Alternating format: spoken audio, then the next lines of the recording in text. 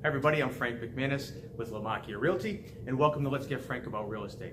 Today I want to talk a little bit about buyer's remorse, okay, and focusing on how to avoid buyer's remorse.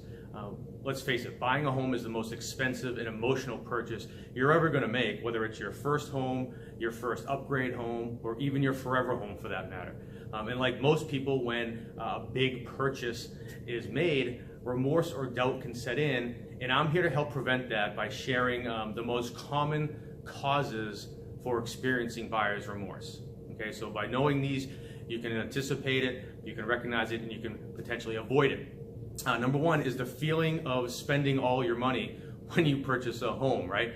So all of the costs related to buying a home can add up to several thousands of dollars, and this is one of the biggest reasons to speak to a lender before you are ready, so that you can be aware of what these costs are going to be. What's the real cost of buying a home, and what's the real cost that I'm going to need to purchase the home. Number two is thinking about how long it takes to get to work. What you want to do when thinking about, or if you've isolated the areas you want to live in, is drive through those areas on different times of day, different days of the week, to get a true sense of what the traffic flow is like and what your experience in living there is going to be like. Number three, it kind of ties right into the same thing. Number three is this the right neighborhood for me? And I would do the same thing. I would drive through the areas you want to go to or live in, but do so and look for garage sales.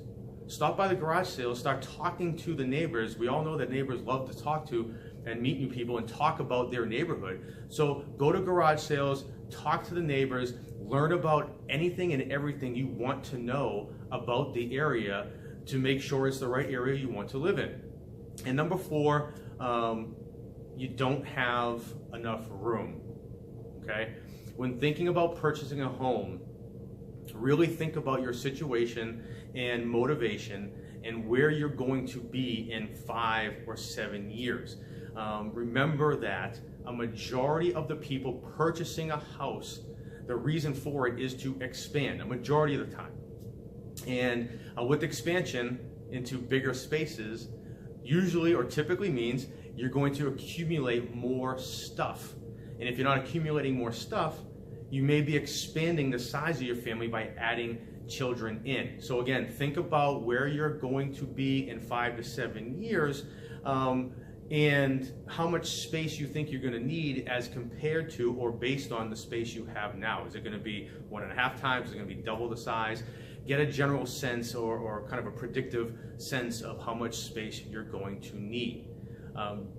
When you're buying a home, again, whether it's your first house, first upgrade, or your forever home, doubts are going to set in. It's natural, okay? But I can tell you that if you're working with a great realtor, they're going to help you through this process. They're going to talk you through the process. They're going to help you find a lender. They're going to prepare you for these 4 things before you make a purchase or before you make an offer on a house, so that when that offer is made, when that offer is accepted, if these doubts start creeping in, a great realtor can help you talk yourself down off the ledge, and it'll be easy to provide that reassurance that you may need that you've actually made the proper decision.